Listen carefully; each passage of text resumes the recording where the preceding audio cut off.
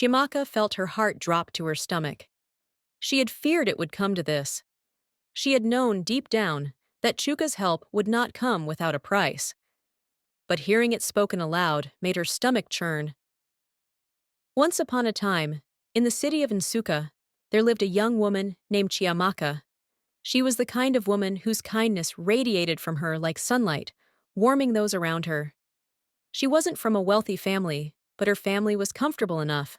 Decent, as people would say. They had food on the table, a roof over their heads, and the means to live without suffering. But what set Chiamaka apart was her heart. She had the kind of heart that gave without asking, loved without limits, and cared without conditions. And the person she loved the most in this world was Nonso. Nonso was a young man with big dreams, but a life weighed down by struggles. He came from a very poor family, so poor that there were days when they had nothing to eat. His father had passed away when he was young, leaving behind his mother and younger sister, Iniola. His mother, Mama Nonso, did her best to provide for them, but life had been unkind. Some days, all they had to eat was gari soaked in water. Some days, there was nothing at all. But through all the hardships, Nonso had never been one to complain. He had dreams, big ones. He wanted to graduate from university, get a good job, and change the fate of his family. He wanted to be successful, not just for himself, but for his mother and Iniola, who had suffered enough. And through all of this, Chiamaka was by his side. Chiamaka and Nonso's love was something that everyone in Nsuka knew about. It wasn't the kind of love that was loud and flashy. It was the kind of love that showed in the little things. The way Chiamaka would bring food to Nonso's house, not just for him, but for his mother and sister as well. The way Nonso's eyes would light up whenever he saw her, as if she was the only person in the world that mattered. The way they could sit in silence for hours, just enjoying each other's presence, without the need for words. Chiamaka didn't just love Nonso. She loved his family too. She knew how hard they were struggling, and because she could not bear to see them suffer, she always found ways to help. If her mother cooked a big pot of soup, she would pack some and take it to Nonso's house. If she had money, she would buy groceries for them, making sure Mama Nonso and Inula had something to eat. And Nonso? He loved Chiamaka deeply. She was his safe place, his comfort. Whenever life became too hard, whenever he felt like giving up, Chiamaka would remind him why he couldn't afford to stop. "You are going to make it, Nonso," she would tell him. "You will finish school, get a job, and take care of your family. I know it." And because she believed in him so much, he started believing in himself too. Chiamaka's family wasn't rich, but they were comfortable enough that when she asked for a small sum of money to start a business, they gave it to her. "Are you sure you can handle a business?" her father had asked. "Yes, Papa," she had answered confidently. "I just want to do something small for myself." But the truth was, she wasn't doing it for herself. She was doing it for Nonso. She opened a small grocery shop in town.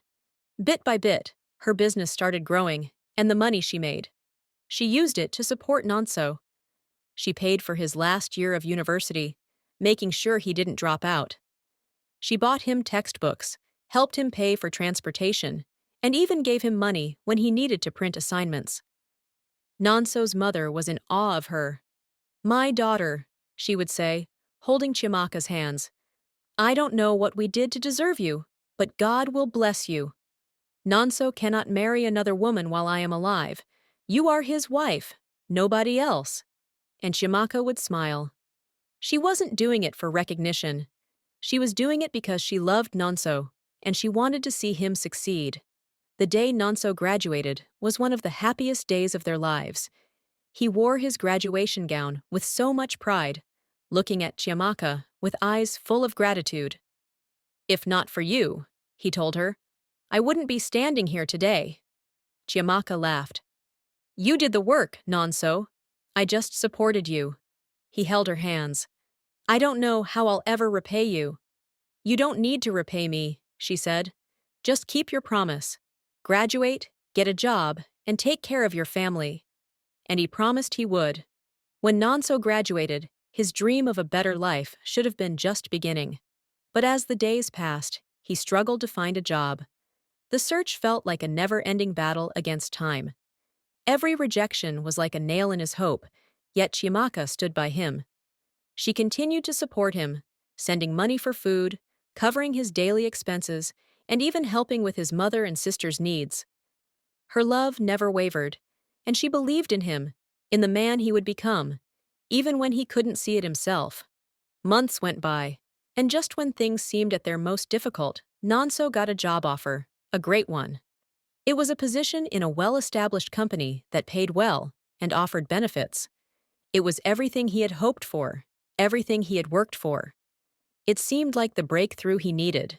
But as soon as he was ready to begin, something happened. Nonso started feeling sick. So sick that he couldn't get out of bed, couldn't even think straight. He went to the hospital, and the diagnosis was devastating. The doctors said it was a serious condition, one that would require intensive treatment and a large amount of money.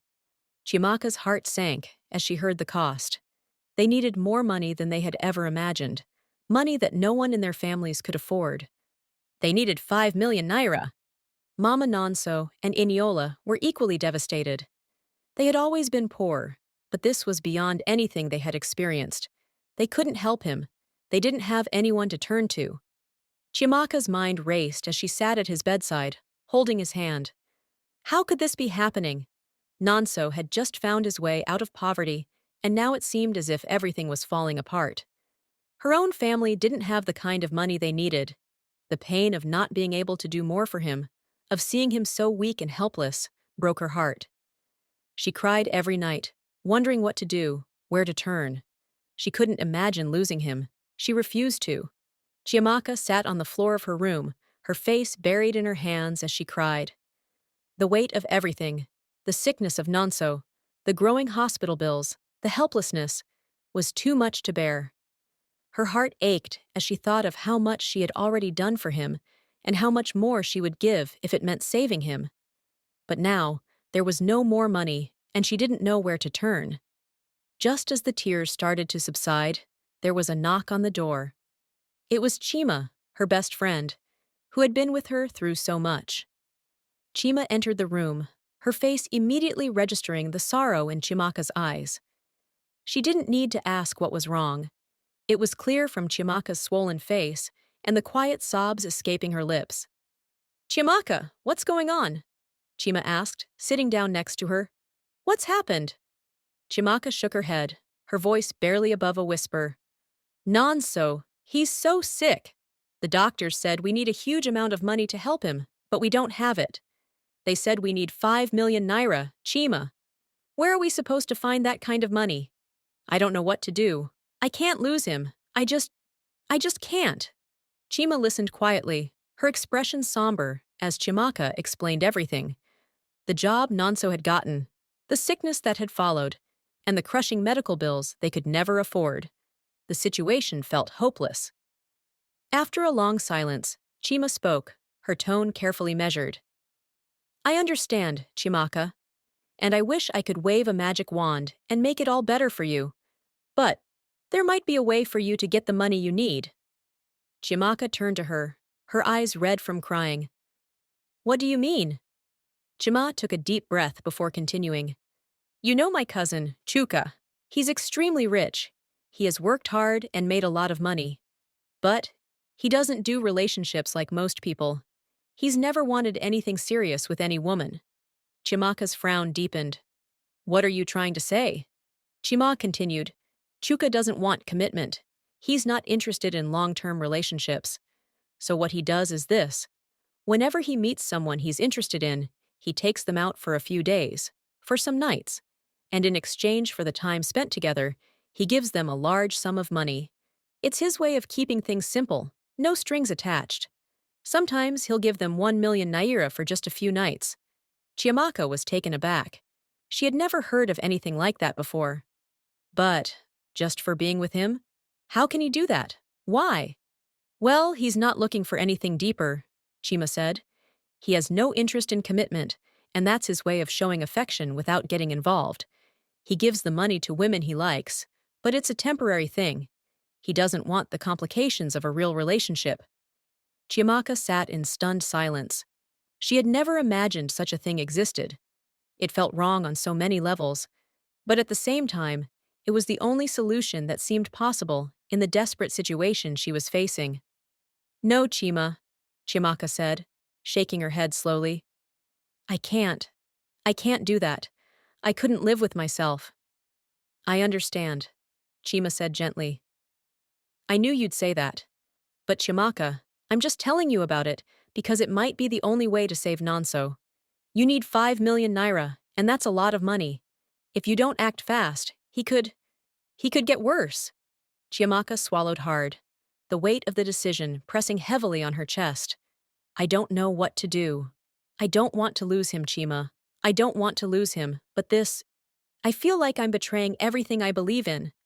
Chima placed a hand on her shoulder, her voice soft and reassuring. It's a tough choice, Chiamaka. I know, but think about it.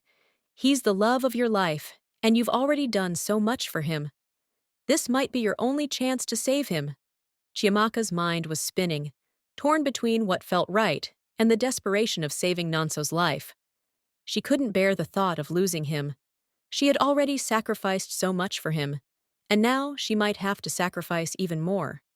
Later that day, Chiamaka visited Nonso in the hospital again. His condition had worsened. His once vibrant face was now pale, and his breathing was labored. The doctors had told them time was running out, and the urgency of the situation was clear. She couldn't stand to see him like this, to see him so helpless. His family was just as desperate as she was, but there was nothing anyone could do without the money for treatment. As Chiamaka sat beside Nonso's hospital bed, holding his weak hand in hers, she felt completely helpless. His condition had worsened, and every breath he took seemed like a struggle. His mother, who had been standing by the window, turned to face Chiamaka, her eyes filled with desperation and fear. She walked up to her and clutched her hands tightly. Please, Chiamaka, she begged, her voice breaking with emotion. Please fight for him. I don't want to lose my son. Do whatever is possible to save him, please. Chiamaka felt her throat tighten, and fresh tears welled up in her eyes. She had always loved Nonso with all her heart, but at that moment, she realized just how much he meant to everyone around him. His mother's pleading words echoed in her mind, reinforcing what she already knew. She had to do something. She had to find the money, no matter what it took. She looked at Nonso's mother, her heart aching, and whispered, I will do everything I can to save him. Chiamaka's heart pounded in her chest. She looked at Nonso, her mind filled with conflicting emotions. Could she really go through with it? Could she really ask a man to give her that much money just to save the person she loved? The answer was clear in her heart. She would do anything for him. Anything. She looked down at Nonso, tears threatening to spill again, and whispered to him, Don't worry, Nonso. I'll get the money. I'll save you. Just hang on a little longer. I won't lose you. I won't. But in the depths of her heart, she knew the choice ahead of her would change everything. Chiamaka reached out to Chima and asked if they could meet Chuka. She wanted to try borrowing the money first before considering anything else. Chima agreed, and together, they went to Chuka's office. When they arrived, Chuka welcomed them warmly, but his expression remained unreadable as Chiamaka nervously explained the situation. Please, Chuka, she pleaded. My boyfriend is very sick. The hospital needs 5 million naira to start his treatment. I promise I will pay you back, even if it takes time. Just help me save him. Chuka leaned back in his chair, rubbing his chin thoughtfully before sighing. I don't lend money, Chiamaka, he said firmly. I've learned that borrowing money always leads to problems. People never pay back, and it always ruins relationships. So I don't do that. Chiamaka's heart sank. She had expected this, but hearing him say it crushed her hopes. Desperation surged through her, and she tried again. Please, Chuka, I will pay back every single naira. You can even set a deadline, and I will make sure— I said no, Chiamaka, Chuka interrupted. His tone was final. Her shoulders slumped, and she felt like the last bit of hope had been ripped away. Chima, sensing her disappointment, placed a gentle hand on her shoulder. "Let's go," she whispered. As they turned to leave, Chuka suddenly called out, "Chiamaka, wait!" Chima gave her a glance before stepping out, leaving the two alone in the office. Chiamaka swallowed hard and turned back to face him. Chuka studied her for a moment before speaking. "I actually like you," he admitted, "and I'd love to give you the money, but—" He paused, his eyes darkening. "I would like to spend some time with you in exchange." Chiamaka felt her heart drop to her stomach. She had feared it would come to this. She had known deep down that Chuka's help would not come without a price. But hearing it spoken aloud made her stomach churn. "For some days?" she asked, her voice barely above a whisper. Chuka shook his head. "No, just one night. Spend one night with me, and I'll give you the whole 5 million naira." Chiamaka's breath caught in her throat. One night. Just one. But that one night felt like an eternity. She had promised herself she would never betray Nonso, but what choice did she have? If she didn't take the money, she would lose him forever. "I can't," she whispered. Chuka leaned forward, his voice smooth. "You won't just be spending the night with me, Chiamaka. You'll be saving the man you love. Isn't he worth it?" Tears burned her eyes as she clenched her fists. Every fiber of her being screamed at her to say no, to walk away. But time was not on her side. Nonso was running out of time. With a trembling voice, she whispered, "Okay." That night, Chiamaka met Chuka in his private suite at a luxurious hotel. As she stepped inside, her heart pounded with fear, guilt, and shame. Every moment felt unbearable. The weight of her decision crushed her, suffocating her. She closed her eyes, trying to shut out the pain, but nothing could erase the feeling that she had betrayed the man she loved. But as the night passed, one thought kept echoing in her mind. "It's for Nonso. I did this for him." Chiamaka went to the hospital the next morning, the heavy duffel bag filled with the 5 million naira weighing down her soul. She approached the doctor's office, her hands trembling as she handed over the money, her heart racing in her chest. She could feel the cold sweat on her skin, but she had no choice.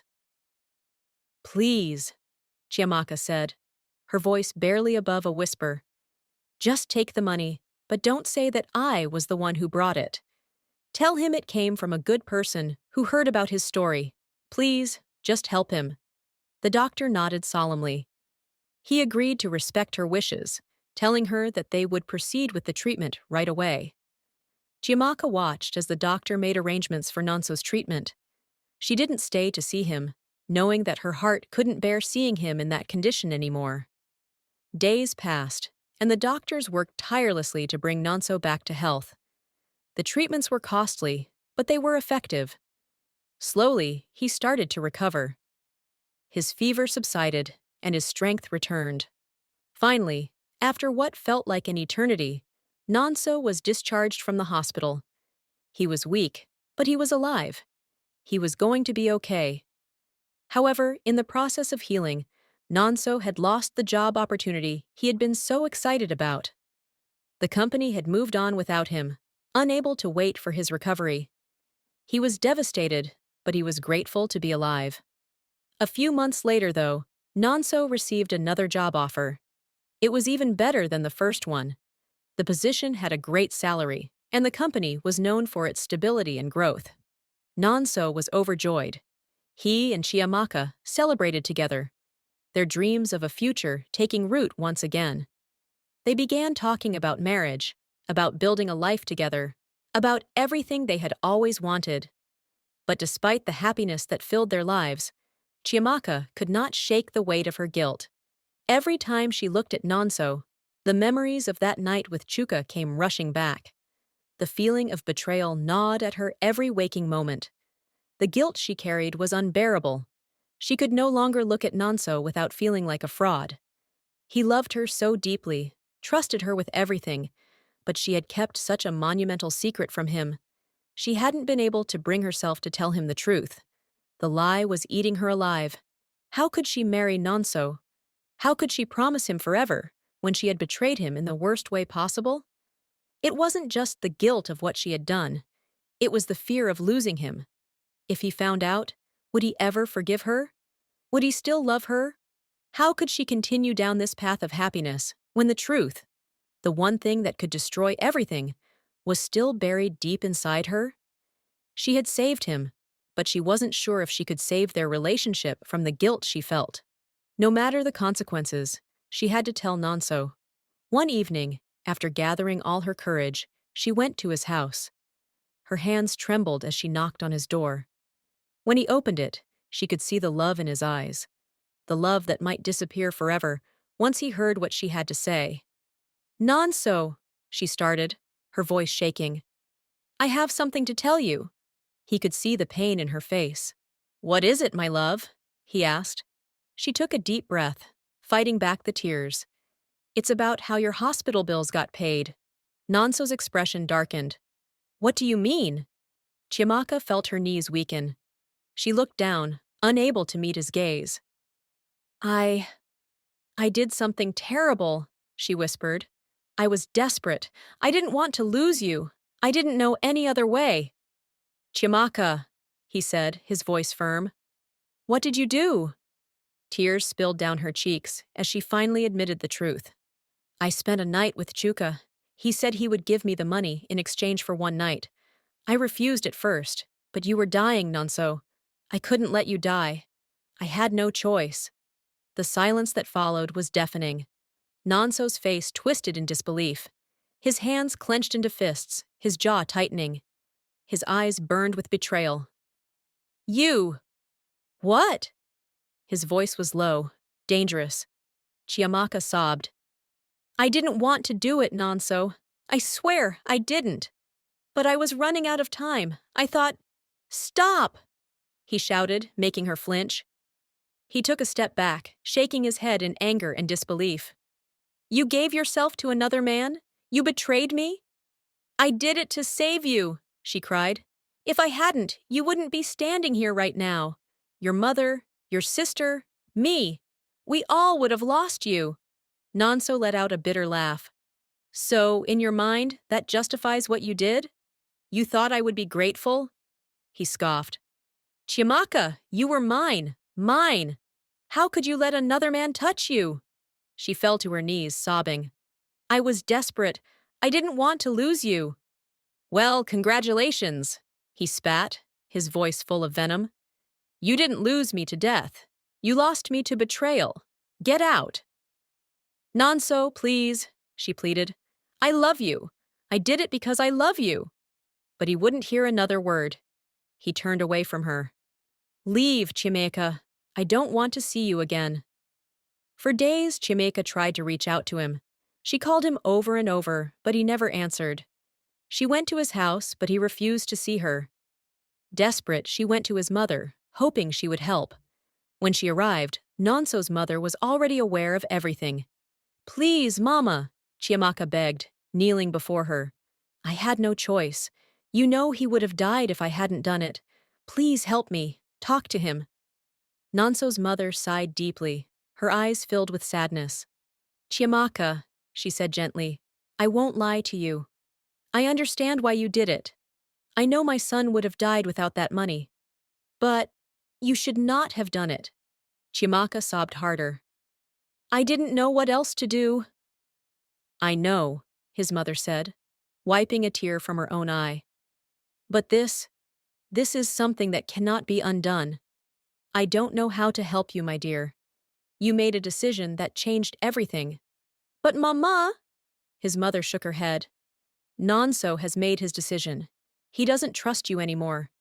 If difficult times come in your marriage, will you do something like this again? That's the fear he has now? Chiamaka was shattered. She had lost everything. She barely ate, barely left her room. She cried herself to sleep every night, haunted by the love she had destroyed. Chima tried to comfort her, but nothing helped. You have to move on, Chima told her gently. You can't change the past. But Chiamaka refused to give up. Months passed, and she decided to try one last time. She went to Nonso's house again, praying that he would at least listen to her. But when she arrived, her heart stopped. Standing at the doorway was another woman. beautiful, elegant, and smiling at Nonso like he was her whole world. Who, who is this? Chiamaka asked, her voice barely a whisper. Nonso's eyes were cold as he answered. This is my fiancé. Chiamaka staggered back. Fiancé? What do you mean? It means I've moved on, he said firmly. And you should too. Tears welled in her eyes. Nonso, please, I love you, don't do this. But he shook his head. I already did. Chiamaka fell to her knees, sobbing. She had fought so hard, begged so much, but it was all in vain. Nonso had truly let her go.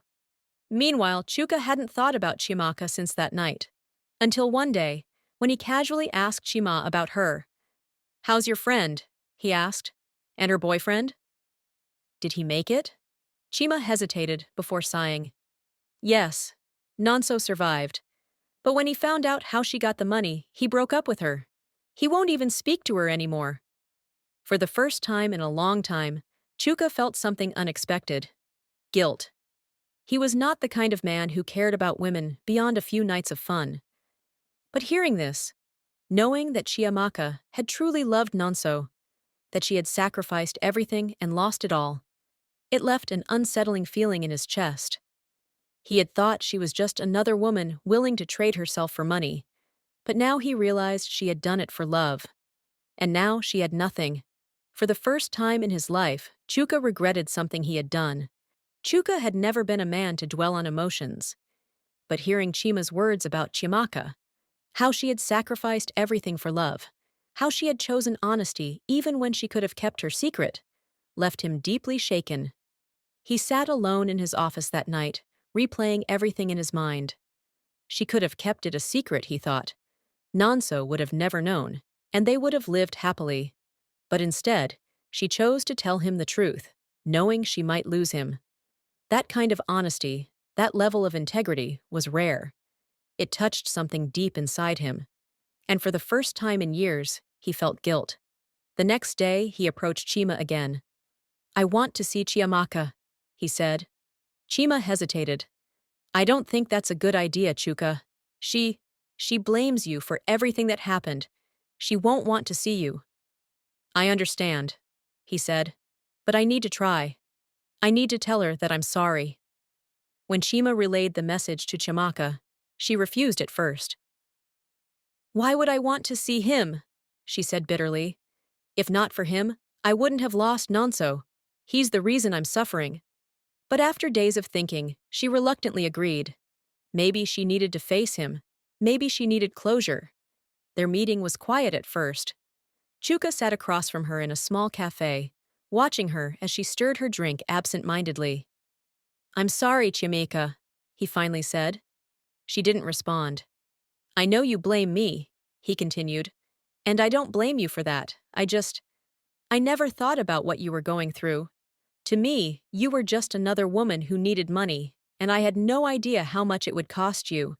If I had known, I would have never done it. She looked up at him then, her eyes filled with pain. It doesn't change anything, Chuka. I lost the man I loved. He nodded. I know, and I don't expect you to forgive me. But I want you to know that I feel guilty about it. I want to be here for you, in any way that I can. At first, she kept her distance. But over time, Chuka became a constant presence in her life. They talked often, sometimes for hours. He listened when she cried, supported her when she needed comfort. And for the first time, Chiamaka began to see that she wasn't alone. Chuka had never been one for commitment. His work was his life, and after the betrayal he had suffered, the woman he had loved sleeping with his best friend, he had sworn off serious relationships. He never let himself trust again. But Chiamaka was different. She wasn't like the other women he had met. She had a kind heart, a strong spirit, and above all, she was honest. That honesty had ruined her life, but it was also what made him respect her more than anyone he had ever known. Slowly, his feelings for her deepened. He found himself thinking about her constantly, wanting to be around her, wanting to protect her. And for the first time in his life, he wanted something more than just casual flings. He wanted her. Chiamaka, too, found herself opening up to Chuka in ways she never expected. She had thought Nonso was the only man she could ever love, but as time passed, she began to feel something new. Something she had thought was lost forever. Happiness. She laughed again, she smiled more, and she felt at peace. For the first time, she could see herself with someone other than Nonso. And she was okay with that. Chuka was different from Nonso, but in many ways, he was better. He wasn't just her lover. He became her best friend. He never judged her for what had happened, never made her feel ashamed. Instead, he admired her for it. And before they knew it, their friendship turned into something much more. They fell in love. Chuka, the man who had sworn never to love again, found himself wanting to settle down. He wanted a future with her. And for Chiamaka, it was the first time she felt truly safe in love. But on the other side of town, Nonso was starting to regret everything. The woman he had chosen was nothing like Chiamaka. She was beautiful, yes, but she was demanding. She threw tantrums over the smallest things. Whenever she wanted something, and he couldn't provide, she made it a big deal. Arguments became a daily routine, and soon, the peaceful life he had once known was gone.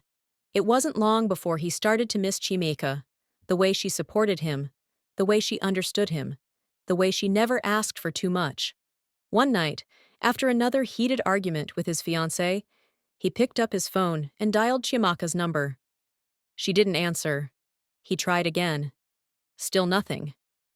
Determined, he went to her house the next day. When she opened the door, she looked different. Happier, stronger, and that scared him. "Nonso," she said, surprised. "Why are you here?" "I made a mistake," he admitted. "I shouldn't have let you go. I was hurt, I was angry, but I realize now that I was wrong. Can we try again?" Chiamaka stared at him for a long moment. The man she had once loved more than anything was standing in front of her, asking for another chance. A few months ago, she would have given anything to hear those words. But now she was at peace. "I'm sorry, Nonso," she said softly. "It's too late." His face fell. "What do you mean?" "I'm getting married," she said simply. Nonso felt like the ground had been pulled from under him. "To who?" "To Chuka." His heart sank. He had lost her. For the first time, he realized just how much he had taken her for granted. He had let his pride and anger destroy something beautiful, and now he would have to live with the consequences. I see," he said quietly. She gave him a small smile. "I wish you happiness, Nonso." And with that, she closed the door. Nonso walked away, his heart heavy with regret. He had once had a woman who would have done anything for him, a woman who had sacrificed everything to save his life. But he had thrown her away. And now, she belonged to someone else. Someone who had seen her worth. Thank you for watching. I hope you enjoyed. If you did, please like, comment, and share the video. Also, please subscribe to the channel and click the notification bell so that you won't miss our next video. Bye!